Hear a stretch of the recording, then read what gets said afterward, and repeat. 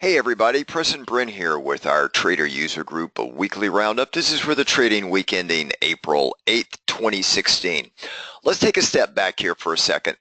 I've got on the screen here the E-mini S&P 500 futures. I've got a weekly chart up here, and what I thought I'd do is just kind of show you where we are and some of the possibilities here as we go through earnings season, which is going to kick off after market close this Monday, April the 11th with Alcoa. If we look at this weekly chart and we start with the lows that really started back here on this date here, March 9th, 2009, and it led to just a really huge strong move up. One of the things I want to do here is just kind of show you the first thing that I've got up here is a Fibonacci retracement off of this entire run that we've had. The other thing that I want to put on here, let me just draw a trend line on here. And let's just start it from the bottom here all the way up to the base here, and I'll just connect the dots here. So you can see we're in a very nice run here, but I think the run is starting to get a little bit tired. When we look at this, you can see here that this is 2016 right here. This is 2015 right here. And so for the past year and a quarter, we've been pretty much in a stalemate. Granted, it's been a little bit of a wide range here, but we've been in this range, in this upper boundary here of a Fibonacci retracement. You can see this upslope and trend line that I put in here, and we've come close, but we're still we can fall down a little bit as we go into this earnings season. The other thing that I want to show you guys is that if we look at this, you can also see here that I can draw a trend line down like this, and we are making these lower highs as we come through. Again, I'm looking at a weekly chart, and until we can make new pivot highs here, then we're still susceptible to a bigger down move. Now, most of you may be aware, but as we go into this earnings season, it's forecasted to be not a very good one. We've already had about 25%, 24% of the companies come out and downgrade their forecast, which is higher than normal. We're already running a basically a PE ratio of forward earnings that's a little bit higher than normal, around 16, a little over 16, and the 10-year average is around 14.5. So we're still running a little bit rich here. Now, a lot of this big run that you're seeing right here is due to just the impressive work of the FOMC here in the United States, the Feds, and this ultra cheap money. I think it's going to be a big backlash when they start taking the money out and we start going on to a stimulus or taking stimulus out of the market. And we're kind of going in the opposite direction of the other Europe and the Asia Pacific area. I think it's going to cause some problems. But you can see here that we have just pretty much stopped making highs. And this dynamic right here that I've got circled has changed from pretty much going all the way back to 2009. And I think we may have put in a high here back in the summer of 2015. And I don't see, unless earnings really do a drastic change, corporations do a drastic change, then we start to see some lift in the European markets, which, by the way, they're running flat right now, inflation-wise. So they're talking more stimulus as they are in Japan and China and South Korea, also in Australia. So I just don't see this dynamic changing anytime soon. In fact, I believe that we're subject to more of a downside move than an upside move. And short of the year 2011, which is right there, you can see in 2011, that was really the only year when we entered right in this area here, and we finished right here. Just slightly down a little bit, but it was a lot of chop, as you can see. But outside of the year 2011, I can box in each year, and each year we finished very strong. Okay, now I want to zoom in and focus in on this area right here, but I think sometimes it's good to kind of take a step back. You can see in this wider range, this wider view here, that the first fib node, the first naturalized fib node of 38.2%, which to me would be a pullback zone I think we're going to hit sometime either later this year or in 2017. I think it's going to happen. Also coincides with the pivot highs for 2007 and the dot-com bubble. And I can show you that by just, stretching it out like this. And you can see here, now if I were to highlight these and just put a little tiny little box around it, right? You can see right in that area there. That's the fib node right there. And you could see that this was the dot-com bubble, and that was the 2007, and it falls right in line with this area here around 1574 roughly. And if we look at this pullback from the peaks up here, I do believe that it's very, very likely in my mind that we're going to hit this over the next year, anywhere from the next 8 to 14 months.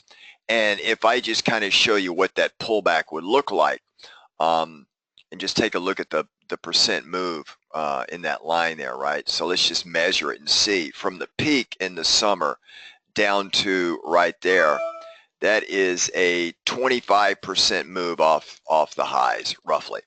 And bear market territory is 20%, so that's not a very big move. In fact, most of these bear markets over here were very dramatic. If we look at this move right here, you could see that move back in 2007 was roughly almost 57%.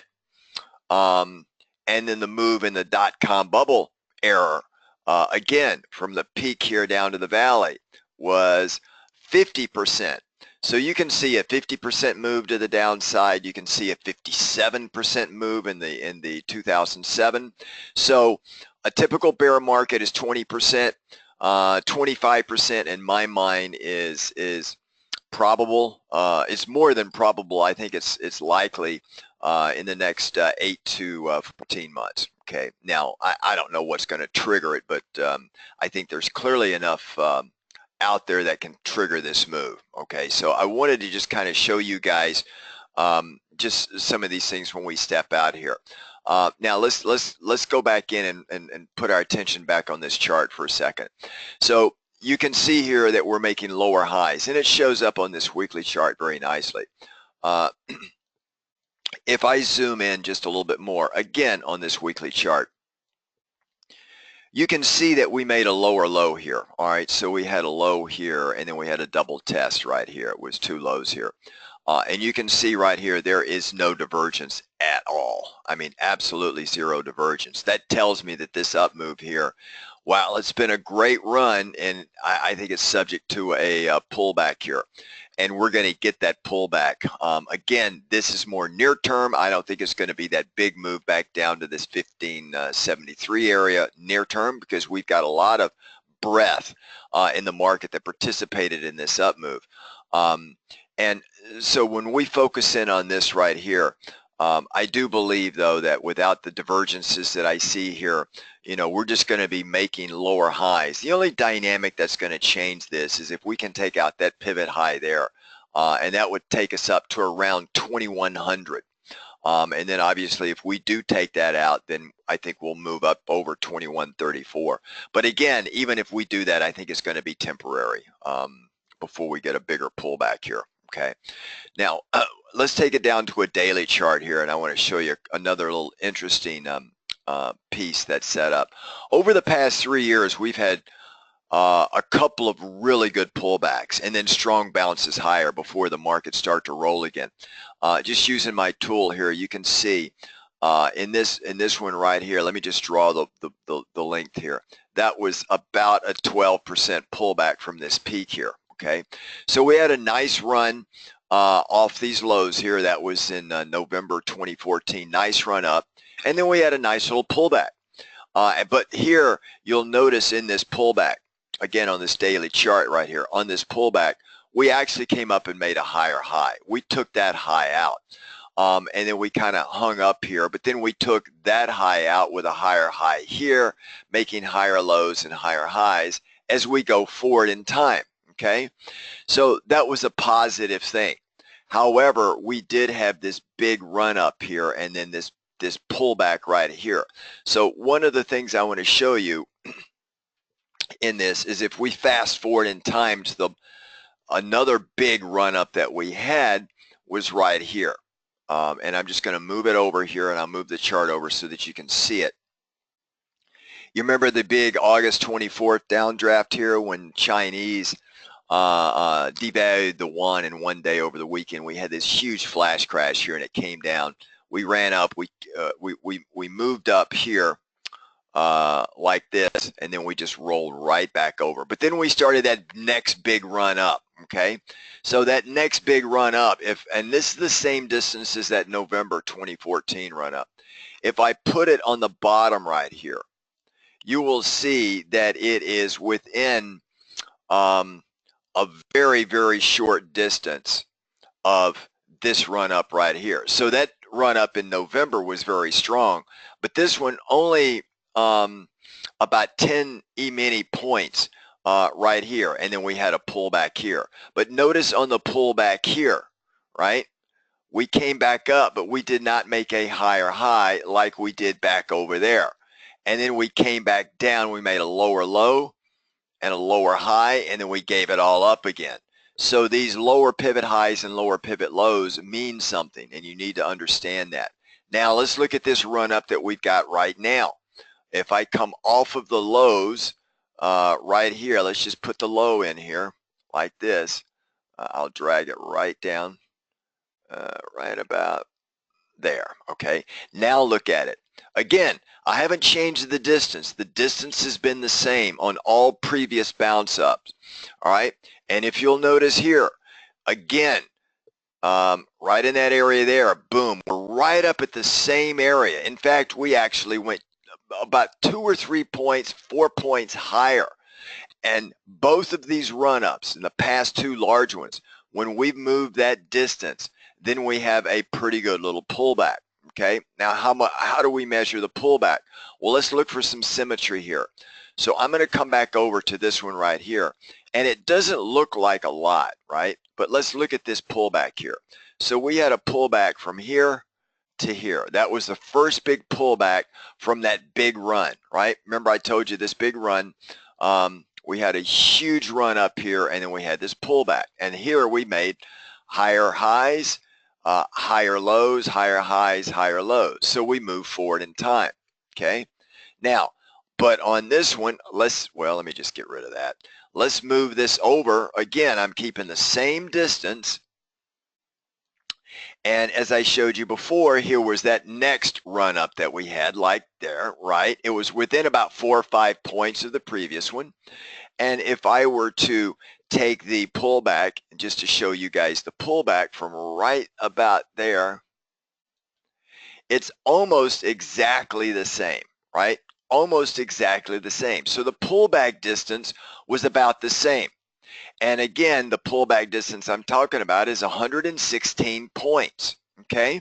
The percentages are a little bit different because it's at a different point in time. One was at a little bit of a lower high, but the distance is what I want you to grasp here. All right, so the move up and the pullback on this one right here and the one back in November, give or take 4 or 5 points, was almost exactly the same. So what we're going to do now is we're going to project that over here. So if I come over here and project roughly from the peak here, again, 116 points, that takes us right down to 1955. Now, I don't need to tell you, but we've got a huge support point right around roughly around 1950. If I were to put a Fibonacci on this and just to say, okay, what would be the retracement area right here, just on this piece right here, you would see it would take us down below the 38th percentile to about the 50th percentile. We've got a lot of support in this area here, okay? So I want to give you guys just an idea of where this thing can pull back to, okay? And let me just take this back off the screen again. So, and looking at prior pivot highs and prior pivot lows, And if we go back, and I'm going to include 2016, there are really a couple of major areas here, and I'm just going to put them on the screen here. There was one area right here. So if I were to just kind of draw it on the screen here and encapsulate all that, that's one zone right there. And then a higher zone is this zone right here. Okay, so there's two zones on the chart. And you can see with these two zones here, this one right here captured most of the support in 2015. This was some of the support going into 2015. And then we finally broke it right here, and then you could see this provided some of the resistance here, and then some of the support here, and now we're sitting right in this area right here right now.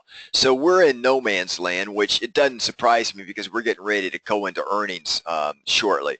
And I'm showing you that from this peak right here, coming back down to this area here, if I were to draw the line, it's at the bottom of this support area, which would not surprise me to see us wind up around the 1950 area. Now, I don't expect a very big pullback because the Feds right now are being accommodative, more of a dovish thing. The minute they start raising rates, you're going to see the market sell off a little bit because really the only two things that drive stock value are forward earnings, actual earnings, and interest rates. And you use interest rates to discount future cash flows, and you arrive at a value for the stock, and using the stock price, and then you do the multiplication or the division of the price over earnings, and then you get a new derived value for that stock. So if interest rates start going up, you're going to start to see some stocks start to pull back because I think they're probably fully or fairly valued at this time.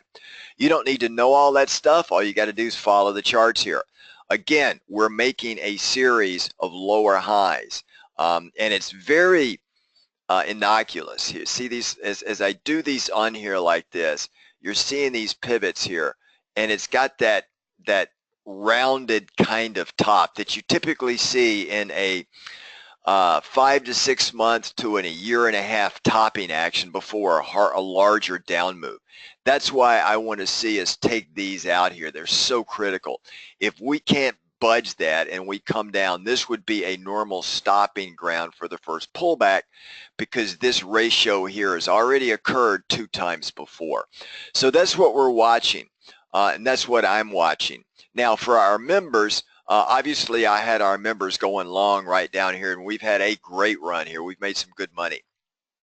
Now I've been telling our members now for a couple of weeks to start hedging, get a little bit more into cash as we start to kick off this earnings season. So I wanted to get those out. I wanted to show them to you. So I spent a lot of time on this chart here.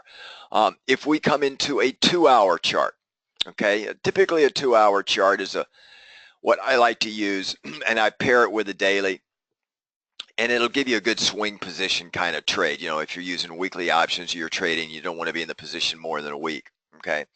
But if I put all my indicators on the screen, these shaded areas represented those shaded areas I showed you before. One thing I wanted to show you that's, again, it can sneak by if you're not really watching this. You can see I got a couple things on the chart here. You can see our 2016 high price of 2071. You can see our opening price of 2016, which, by the way, we've gone back and forth over today a lot over the past few weeks. In fact, let me just draw this on here so it really kind of, it's a little bit more clear for you. If I take this right here, and let me just kind of do it a couple of times so that you can see it a little bit better, right? And just really just kind of make it really thick here so that you can see it. All right, so if I put that in here, you can see the pattern as it's starting to shape up like this. It's not ideal, but we've got this huge area of support here. This area of support just happens to be just a little bit south of the opening price of 2016, and it was shaping up to be a really good head and shoulders pattern. You know, and you got the right shoulder over here. You have a little bit of a double kick right here, so it's not, in my mind, an ideal, but it's a head and shoulders pattern. We actually broke it right here, and in a head and shoulders break, you typically, I would, you know, the stats say more than 57, 58% of the time you have a retest. Well, if you look, we came all the way down. We came all the way back up, retest, boom, and up. We did not hold this more than one bar. And then boom, we're back up again. So I still believe that this is a valid pattern. If we break this again and come down here, I'm looking for another retest. But if that retest fails and we start coming down and then we take out this prior pivot low here when we did that first break, we're going to go for a run, guys. That'll probably give us a little bit of that 116-point pullback from these highs right there, right? So if we take that down, it takes us down a little bit further, but if we look at the measuring objective, and the measuring objective of a head and shoulders pattern is the height of the head to the neck, and doing it, it takes us down to right around 2007, okay, 2006. So that would give us a measuring objective right down in this area right here, okay, right in that area, right in this area right here. Okay, that would be the measuring downside objective here. Okay, notice that if I were to convert this to a daily chart again, the 200 EMA is sitting right around this area right here. Okay, on the daily chart. I don't really pay attention to the 200 or the 50 EMA bars on anything less than a daily. Daily is where you really want to look at it. But this just gives you an idea. And the measuring objective, if I were to come in here, and let's just do the measuring objective so that you can see it a little bit more clearly on a head and shoulders pattern here. So if I come in and I just take it and I drive it down to the center there, the total height is, again, this is a 2-hour chart, right? So I take it and then I just move it down south of the border here like that. It takes us right down to right around 2000 roughly, which is a natural psychological level. Okay, so that would be the measuring objective should we break it again. Now we had that break, but I don't count it as a solid break because as soon as we broke that one bar, we went right back up to the very next bar. So we did that retest, we came down again, and then we moved right back up again. So we could not hold it. Buyers just pushed it back up. I believe going into this weekend, buyers did not want to close and have the markets close below the opening price. Wanted to keep the E-minis in the green year to date going into Q1 earnings. I do believe if the earnings come in as analysts expect, we're going to get that break and we're going to come back down and test 2000. Okay, and that can happen relatively quick. Now there's a wider support zone down here that runs down to about 1975, but I don't think we'll get there on this pass unless earnings are very bad. So that's kind of how I'm looking at it, guys. Understand these patterns tend to repeat themselves. These patterns, the reason why they repeat themselves is based on fear and greed and human nature. When people tend to buy, when people tend to sell, and most what I call rat brain traders tend to buy when the price is already extended, and they tend to sell when price is also extended to the downside. So rat brain traders, your timing is always off. Now, if we look at the pattern that we're kind of setting up here on this 2-hour chart, it looks something like that, okay? And we're making a series of lower highs, we're making a series of lower lows, and unless you're paying attention, and this set up about a week ago, and this goes all the way back to March 30th, I believe. We're just following this pattern here, and until we can take out prior pivot highs, that pattern is going to stay intact, and then we may just get stuck here until we get a move this way or this way due to earnings. And then I will remind you that we have the FOMC coming up on, I think, April 27th, and then we get the first look at Q1 GDP on the 28th, and those will get the markets going. All right, so this is kind of how we're trending right now going into earnings, and I just wanted to point this out. All right, everybody, have a great weekend. If you're not a member, I highly encourage you to come in. I've got an offer out there for you. We're growing dramatically. We're getting a lot of folks in, international as well as the U.S. And in Latin American markets, Asian Pacific markets, and European markets, even Eastern Europe and the Middle East, we're getting folks in, as well as Canada and Mexico. So love to see you guys come on in. We're doing very well. I think this year is going to be another good year for us, even with these big down moves or up moves, whichever way they may come.